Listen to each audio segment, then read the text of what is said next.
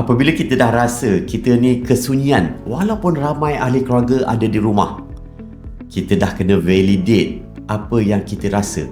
Aku ni rasa macam dah tak normal, atau aku rasa dah keluar daripada social.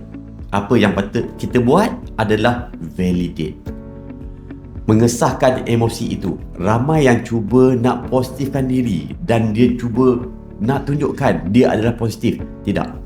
Mula-mula adalah validate. Yang kedua, kalau dia rasa untuk nak positifkan, boleh dia keluar kepada sosial, dia jumpa adik-beradik dia. Kalau dia rasa tak tahan, dia boleh masuk balik ke dalam bilik dan relax. Orang-orang depression atau dalam kesedihan, dia dalam keadaan nervous system yang tinggi.